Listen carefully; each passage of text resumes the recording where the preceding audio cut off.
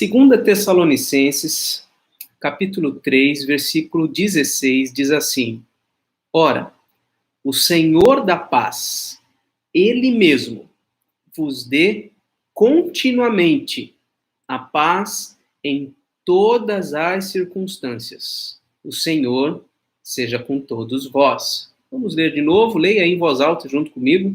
Ora, o Senhor da paz, Ele mesmo, vos dê continuamente a paz em todas as circunstâncias.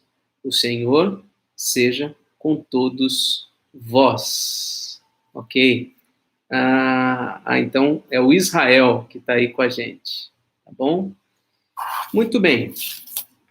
A gente realmente vive num momento, num período ininterrupto de ausência de paz, não é mesmo?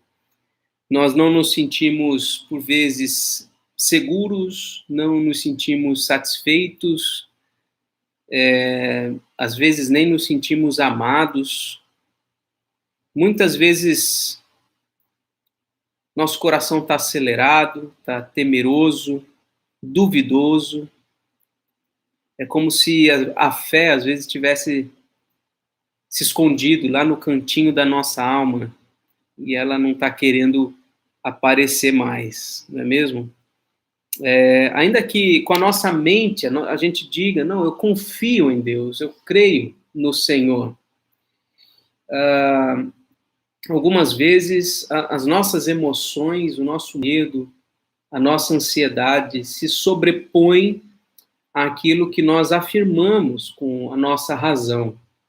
Os nossos sentimentos passam a governar o nosso próprio coração e não a fé e a confiança nas verdades eternas da palavra de Deus. E o que nós devemos fazer, então, nessas situações, quando nós estamos transtornados e, por vezes, quando esse transtorno é originado na própria circunstância à nossa volta, ao nosso redor, sobre a qual nós não temos controle, né? O que a gente pode fazer? Como é que nós devemos nos comportar? Como é que nós podemos organizar, regular a nossa vida de modo a sofrer o menos possível diante de abalos emocionais tão profundos?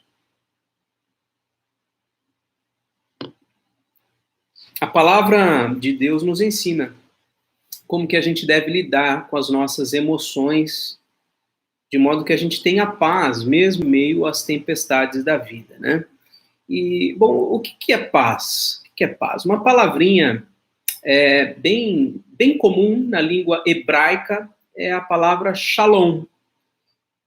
E, se eu não estou enganado, inclusive, os judeus utilizam essa palavra para saudação uns com os outros, né? Shalom, shalom.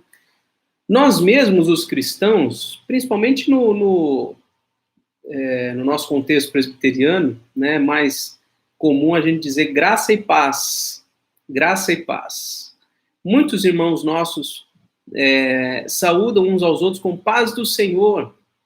Então, quer dizer, a palavra paz, ela faz parte do nosso dia a dia, no contexto da igreja, nas nossas conversações, nas nossas saudações, né? Faz parte. Essa ideia está presente desde o princípio na palavra de Deus, né? Ela se refere essencialmente à ausência de conflito, mas não só isso, né? Tem muito a ver também com bem-estar de indivíduos, bem-estar da nação, bem-estar de determinados grupos, né? Tem a ver com prosperidade, tem a ver com essa questão da tranquilidade no sentido material, na questão da saúde física, enfim, um bem-estar em todo sentido, né? E essa palavra ela vem para o Novo Testamento e ela ganha um sentido ainda mais profundo, né? Um sentido muito mais, vamos dizer assim, teológico. Por quê? Porque nós vemos que Cristo veio exatamente para estabelecer a paz. Ele veio para estabelecer a paz.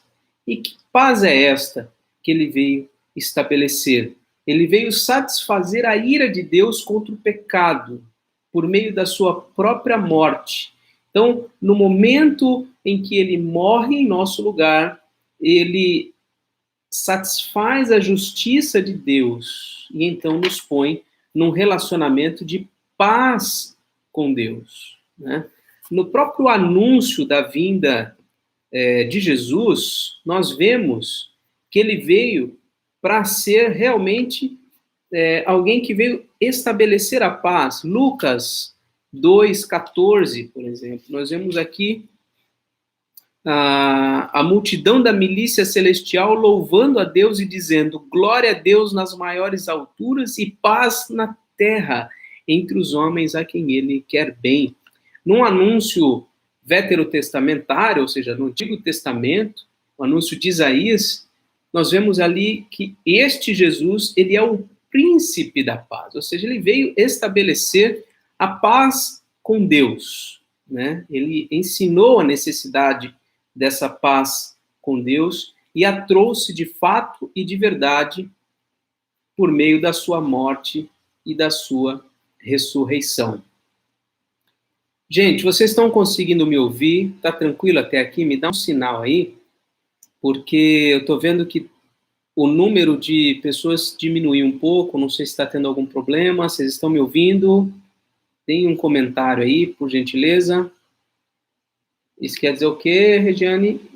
Quer dizer sim? Alguém diga aí, vocês estão me ouvindo? Tá ótimo aí? Tudo bem? Tudo jóia? Então tá bom. Então vamos continuar. Então esse sentido, né, de paz com Deus tem também uma implicação interior, né? Uma paz interior que existe não pela ausência de lutas. Tá joia, gente? Obrigado, valeu. Então, essa paz que Jesus veio para nos dar é uma paz que independe da ausência de lutas e adversidades. Independe de todas essas circunstancialidades da nossa vida, né? Ela é suficiente para trazer para a gente o discernimento, o controle emocional diante dos momentos de angústia, diante dos momentos de dúvida, diante dos momentos de medo, né? A gente vê nesse versículo uma paz que vai muito além do sentido de paz que o mundo costuma conceber. Nós vemos aqui: o Senhor da paz vos dê continuamente a paz em todas as circunstâncias. O que o apóstolo Paulo está falando aqui à igreja dos Tessalonicenses é a respeito de uma paz que está para além dos problemas e das adversidades. É algo que acontece dentro do coração, que tem uma origem, que tem um momento em que ela pode ser desfrutada e um contexto, um ambiente em que ela é desfrutada, né? Então, é sobre isso que nós vamos ver nesse único versículo, tá bom? Nós vamos ver de onde vem a genuína paz, em primeiro lugar. Em segundo lugar, nós vamos ver em que momento essa paz genuína pode ser experimentada, em que momento. E em terceiro lugar, nós vamos ver em que ambiente, em que contexto ela deve ser desenvolvida, tá ok? Uma coisa é certa, e a gente já precisa dizer antes de qualquer coisa: essa paz, ela só é desfrutada por aqueles que tiveram a sua vida transformada por Jesus Cristo. Aqueles que compreenderam a obra dele na cruz e podem dizer: Deus, o Criador de todas as coisas, é o meu Deus. Ele é o meu Deus, porque Jesus Cristo aplacou a sua ira e morreu pelos meus pecados. Ele, Jesus Cristo, restabeleceu minha comunhão com Deus. A confissão sincera dessa verdade representa uma transformação radical na vida. E só estes podem, então, desfrutar dessa paz genuína, ok? Então, em primeiro lugar, de onde vem essa paz? De onde vem essa paz? Veja aí nesse versículo de 2 Tessalonicenses, capítulo 3, versículo 16, diz assim: ora, o Senhor da paz, Ele mesmo vos dê continuamente a paz, e etc. O Senhor da paz. A origem dessa paz está em Deus, provém de Deus, né? Deus vive em plena paz. Ele não se atemoriza, ele não fica ansioso, ele não se frustra. Deus está num estágio de pleno bem-estar, vamos dizer assim. Nada lhe faz falta, ele tem tudo, ele é tudo. Nada, ele não precisa de nada para garantir um acréscimo ou para proporcionar um acréscimo no seu sentimento de paz. Não.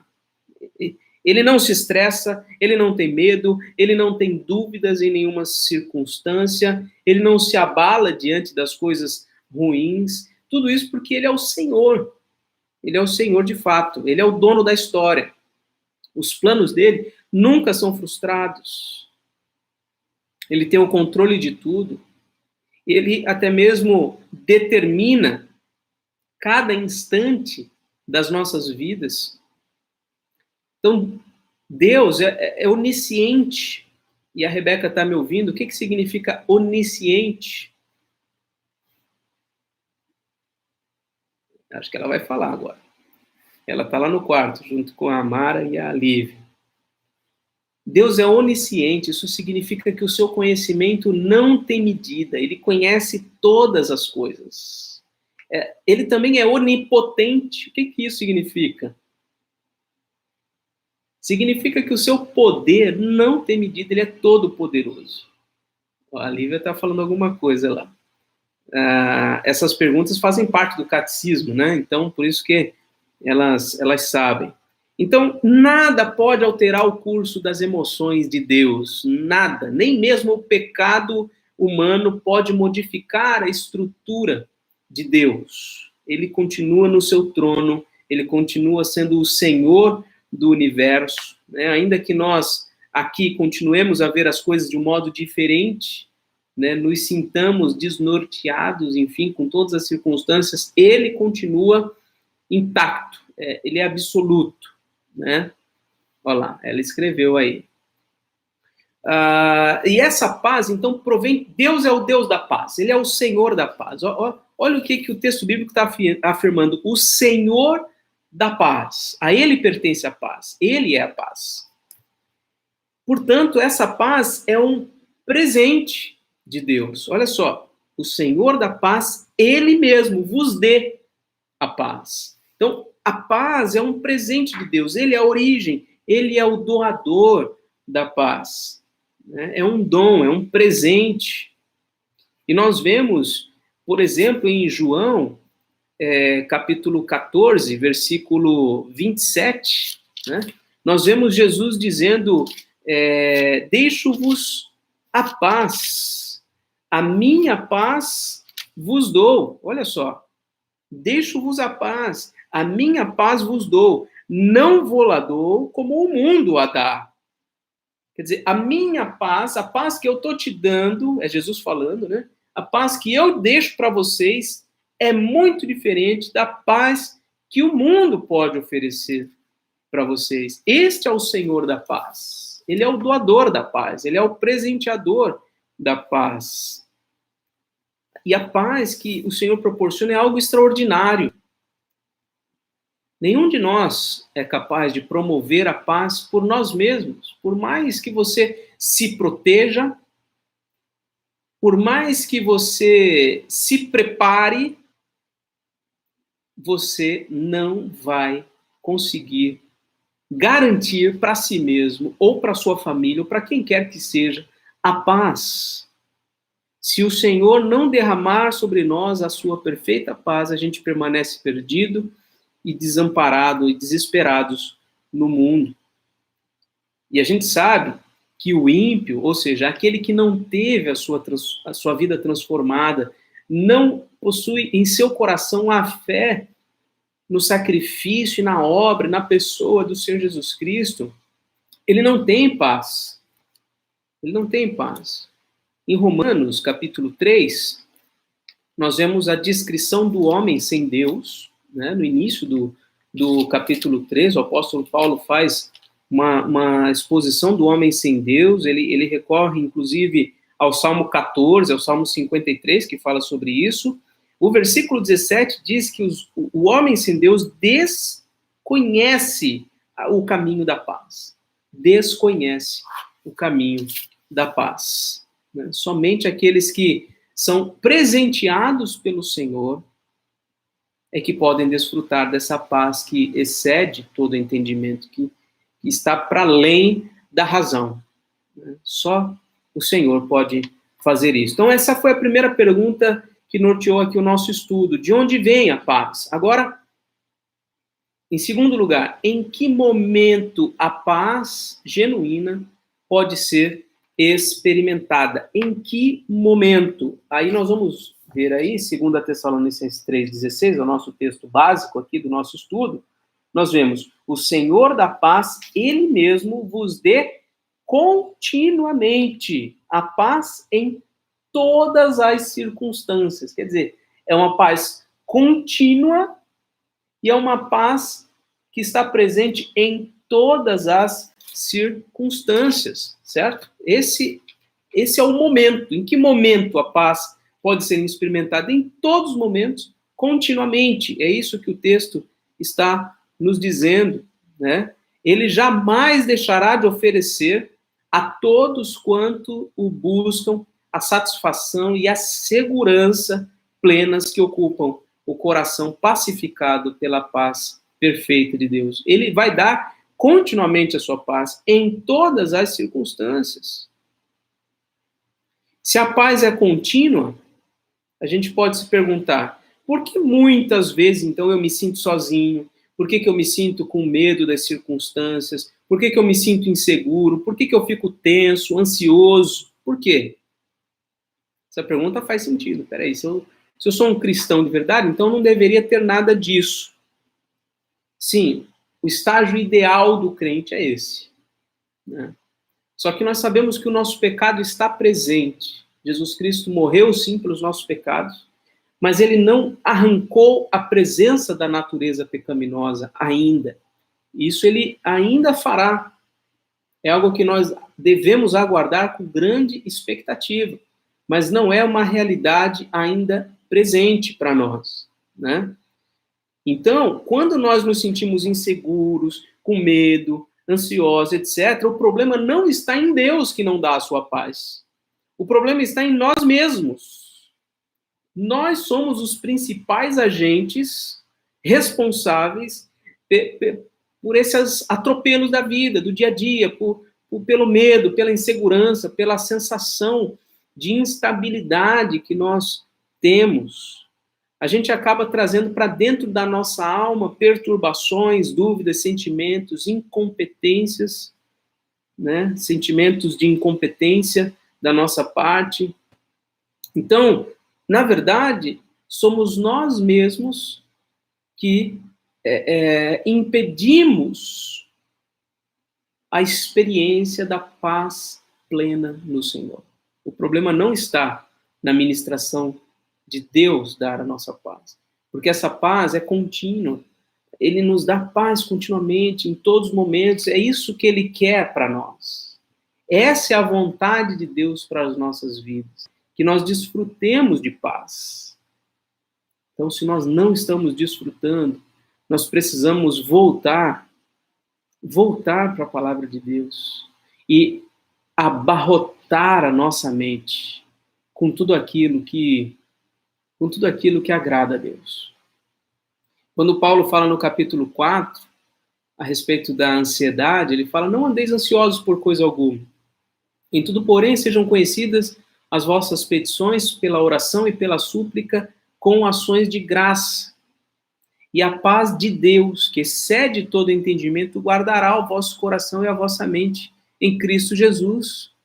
E na sequência, no versículo 8, ele diz: tudo que é verdadeiro, tudo que é puro, tudo que é amável, tudo que é de boa fama, se alguma virtude há, se algum louvor existe, seja isso que ocupe o vosso pensamento. Quer dizer, você deve orar, sim, você deve buscar por meio da oração a paz que excede todo entendimento, mas também você deve cuidar da tua mente.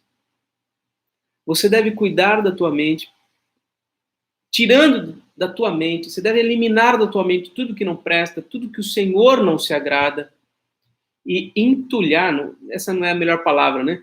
Preencher, melhor dizendo, preencher a sua mente, o seu coração com tudo aquilo que agrada a Deus, com tudo aquilo que é virtuoso, com tudo aquilo que é belo, tudo aquilo que é respeitável, tudo aquilo que a palavra de Deus atribui qualidade. É isso. Nós devemos, então, proteger a nossa mente, blindar a nossa mente, para que nela não entre as perturbações e as aflições que o mundo produz. A paz que o mundo oferece é diferente da paz que Jesus deixou para nós. O problema é que a gente, às vezes, começa a buscar a paz que o mundo oferece. E aí a gente só se frustra e se decepciona. Quando a gente busca continuamente a paz que Jesus nos dá, então nós somos preenchidos desta paz. E essa paz guarda o nosso coração. Essa paz, portanto, não está sujeita às circunstâncias. Se a gente olha ao redor, a gente vê pessoas se perturbando, nós vemos nós mesmos atribulados, né? Então, como é que a gente pode acreditar que a paz de Deus está sempre conosco? É preciso crer na palavra de Deus. Esse é o meio mais seguro de experimentar as verdades eternas da palavra de Deus, é pela fé. Se a palavra de Deus está dizendo que é assim, assim deve ser continuamente para o nosso coração. Se nós não estamos experimentando essa verdade, é bom nós fazermos uma autoavaliação, é bom a gente verificar como nós estamos nos enganando, eliminarmos esta fonte de engano e então desfrutaremos da paz, da relação pacífica que nós temos com Deus. Nós não podemos deixar de nos deixar levar pelas alterações momentâneas das nossas emoções. Isso é difícil para todo mundo, isso é muito difícil para mim. Parece que alguns dias está indo tudo bem, até que de repente acontece alguma coisa, e aí como é que eu posso dizer? O estopim, o gatilho, para cada um é diferente, né? Para cada um é diferente. Mas todos nós temos um gatilho que nos faz tirar do equilíbrio, tirar da paz, né? Então, nós não podemos nos deixar levar pelas alterações momentâneas das nossas emoções, pelas modificações causadas pelos nossos afetos. Nós mesmos temos que administrar os nossos afetos, administrar as nossas emoções, né? E muitas vezes nós saímos da paz, ou nós perdemos a paz porque nós acabamos sendo precipitados. A precipitação é uma grande causa da nossa ansiedade. Nós queremos resolver tudo imediatamente. E isso não funciona, isso não dá certo. Provérbios 19, versículo 2, diz que peca quem é precipitado e acaba se prejudicando a si mesmo, né? Então nós não devemos agir segundo a circunstância do momento. A maior parte das coisas da nossa vida demandam que a gente pondere a respeito, demandam cuidado, demandam paciência. Então, quando a gente quer resolver a coisa logo, a gente acaba perdendo a paz, deixando a nossa emoção governar o nosso coração. Então, a gente precisa pensar e agir corretamente. Então, esse foi o segundo ponto, tá? De onde vem a paz genuína? Vem do Senhor. O Senhor da paz é quem nos dá a paz. É um presente dele para todos os seus filhos. Segundo lugar, em que momento a paz genuína pode ser experimentada? Em todo o tempo, continuamente, em todas as circunstâncias. Todas. Se em alguma circunstância, se em algum momento da nossa vida nós não estamos desfrutando de paz, nós não devemos atribuir isso a um problema na ministração de Deus na nossa vida. Nós devemos atribuir a um problema dentro do nosso próprio coração, nós devemos nos autoavaliar, devemos buscar mudanças profundas, tirar da nossa mente aquilo que não agrada a Deus e ocupar a nossa mente com a verdade da Escritura, para que a gente desfrute de paz. Então, agora o terceiro ponto, em que ambiente essa paz deve ser desenvolvida? Em que momento ela deve ser desenvolvida? E aí nós vemos aí no versículo 16 de 2 Tessalonicenses 3, é o nosso texto básico, diz assim, ora, o Senhor da paz, ele mesmo, olha a segunda pessoa do plural aqui, vos dê continuamente a paz em todas as circunstâncias. E de novo, agora no final, o Senhor seja com todos vós, segunda pessoa do plural. Paulo está aqui se dirigindo à igreja, está se dirigindo aos crentes, tá certo? Então, o contexto em que a paz é desenvolvida no nosso coração não é num contexto de solidão, não é num contexto de reflexão pessoal, vamos dizer assim. Isso pode acontecer, Deus pode trabalhar na nossa vida de maneira muito poderosa quando nós estamos sozinhos, mas o meio ordinário, comum, normal, de Deus ministrar a sua paz é no contexto da igreja, do povo de Deus, na união dos santos, na aliança que temos em Cristo uns com os outros. É nesse contexto, é nesse ambiente que a paz é desenvolvida. Eu posso, sim, no momento específico, no meu quarto, orando com o Senhor, receber uma invasão, um transbordamento de uma paz sobrenatural. Isso é extremamente comum naqueles que buscam ao Senhor.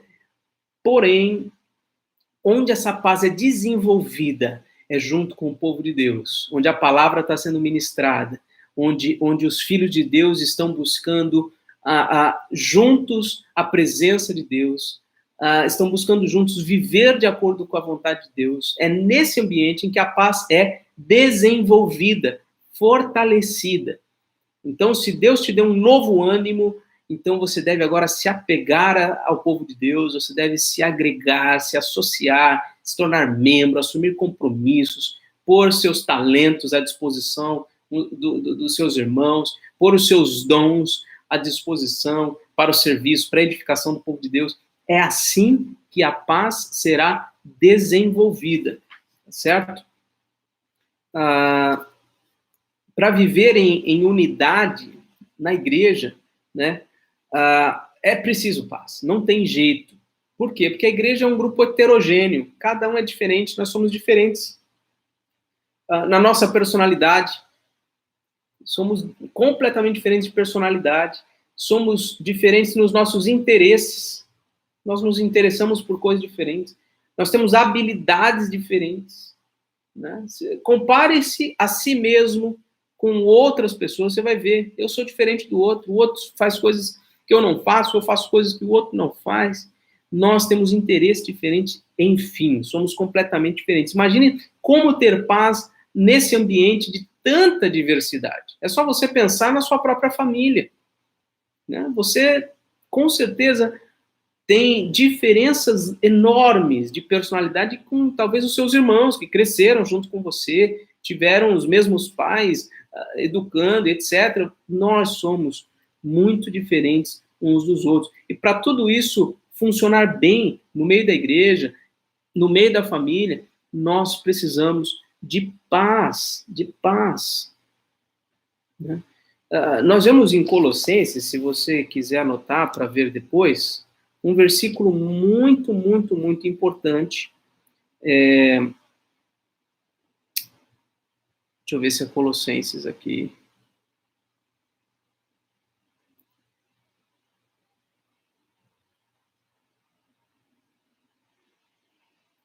Não é Colossenses.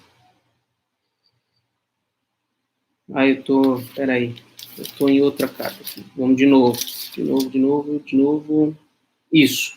Colossenses 3, versículo 15. Diz assim: seja a paz de Cristo o árbitro em vosso coração. Muita gente para por aí. Parece que o versículo é só esse.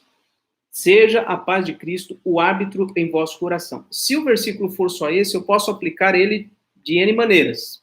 Então, eu posso aplicar ele, talvez de N maneiras não, vou ter, na verdade, uma só maneira de aplicar esse versículo, que é no sentido das minhas decisões, das minhas ações. Então, eu vou agir dessa forma se eu tiver paz, eu vou tomar determinada decisão se eu tiver paz. Mas o versículo não termina aí. Observe o versículo. Aliás, se você abriu junto comigo em Colossenses 3, observe desde o versículo 12, o contexto em que esse versículo está inserido.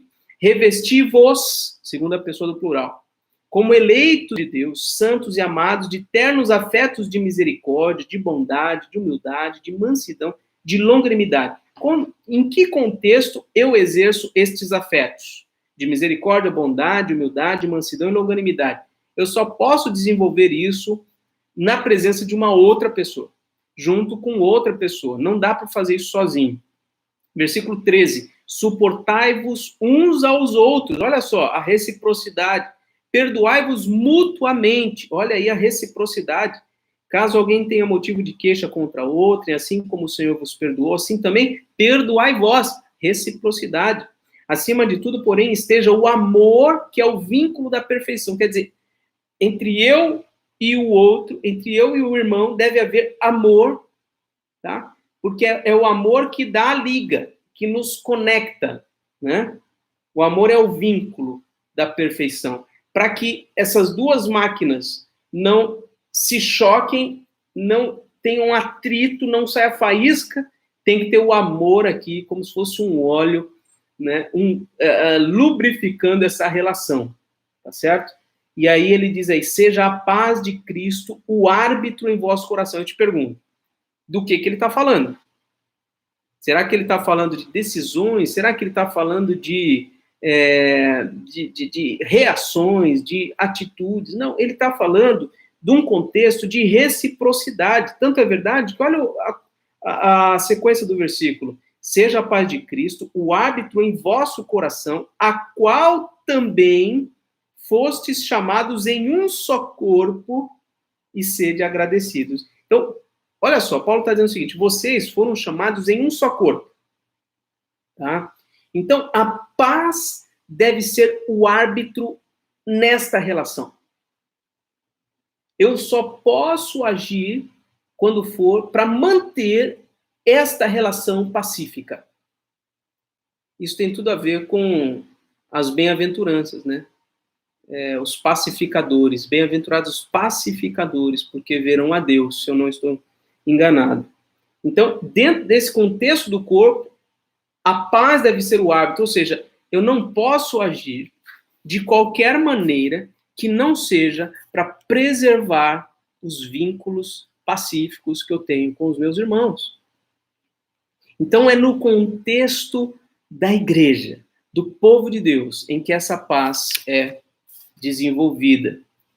A nossa tendência é para a guerra, né?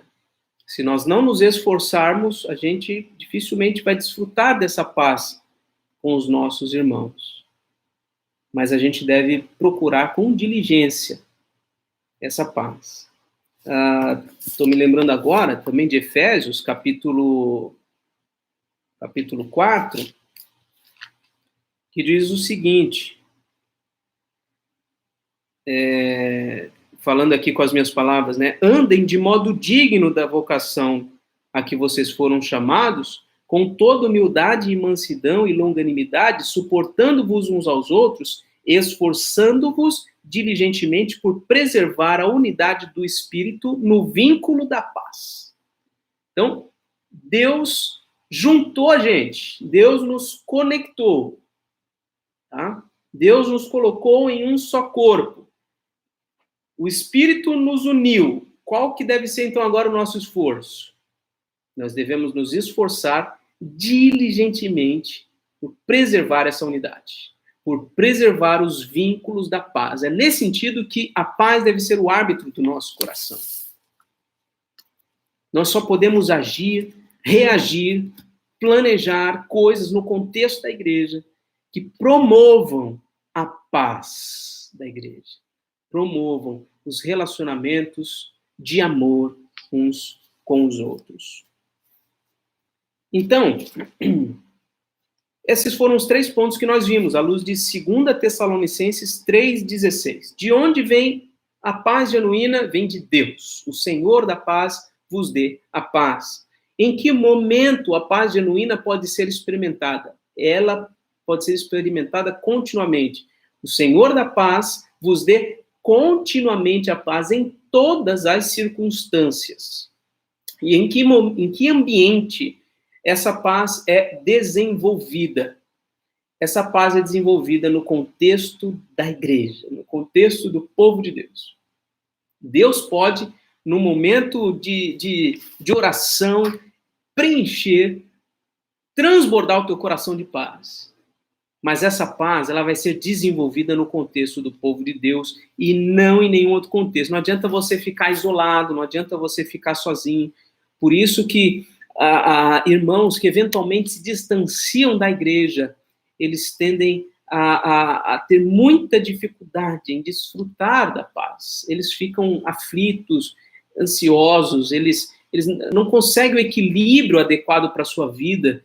Por quê? Porque eles estão longe de onde a paz é desenvolvida, tá certo?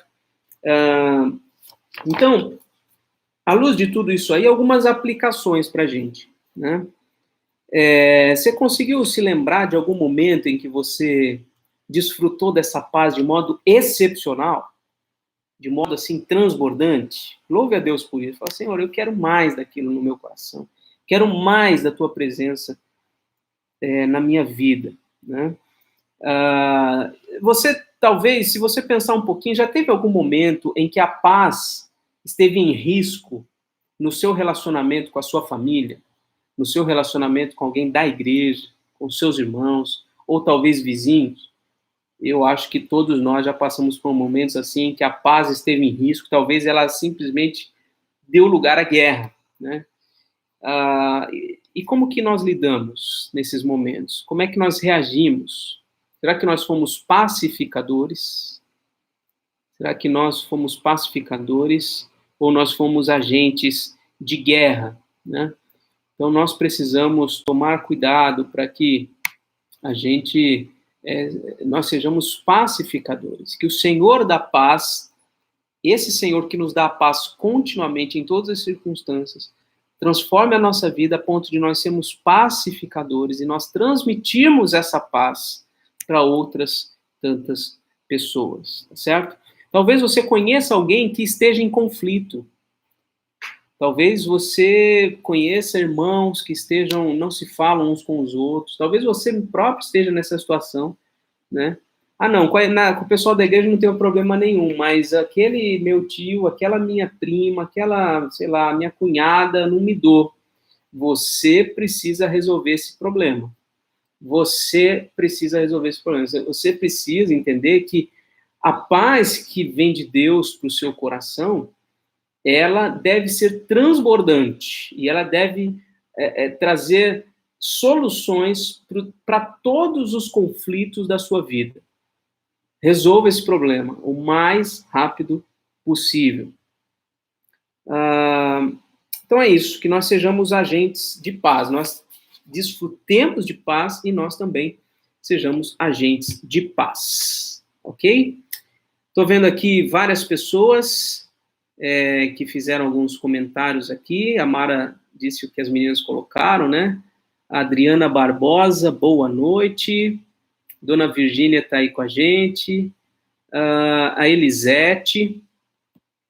E também o Ronaldo, meu amigo Ronaldo, reverendo Ronaldo Moreira. Seja bem-vindo aqui no nosso encontro, nosso estudo bíblico online. Que bom que você está aqui com a gente. Também a Anitta, né? Está aqui com a gente. Vocês gostariam de fazer algum comentário a respeito desse estudo bíblico? Alguma pergunta, alguma colocação? Faça agora, antes do encerramento, tá bom? Já estamos quase terminando. Ainda quero fazer uma oração junto com você, então não saia ainda dessa transmissão. Você gostaria de fazer algum comentário? Fazer alguma pergunta?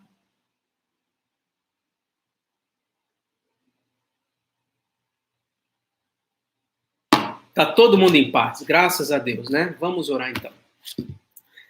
Ó Deus, Senhor da paz, ministra a tua paz aos nossos corações. Preenche-nos, ó Deus, com a paz que excede todo entendimento e que guarda o nosso coração. Ajuda-nos, Senhor, a subtrair da nossa mente todas as coisas que não agradam ao Senhor e que possamos, ó Deus, ocupar a nossa mente com tudo aquilo que o Senhor se agrada, com as verdades eternas da tua palavra, com tudo aquilo que é virtuoso, Senhor. Ó Deus bendito, que essa paz transborde em nossa vida e que ela seja desenvolvida, Senhor. E a gente possa, então, realmente desfrutar dessa paz incessantemente, em todas as circunstâncias. Inclusive nesta agora que estamos vivendo, Senhor. Esse momento de epidemia, de um vírus tão perigoso, Pai. Que o Senhor, ó Pai, faça essa transmissão desse vírus diminuir, ó Deus. O Senhor é poderoso para isso. O Senhor é poderoso, Pai. Ó Deus bendito, cumpre a nós orar apenas e nos proteger, mas que tudo isso, ó Deus, redunde em honra, glória e louvor ao teu nome, Pai. Não há nada que fuja ao teu controle.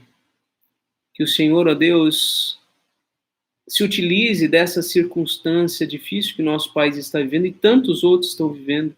Que o Senhor se utilize dessa circunstância para chamar os teus filhos, os teus eleitos à comunhão contigo.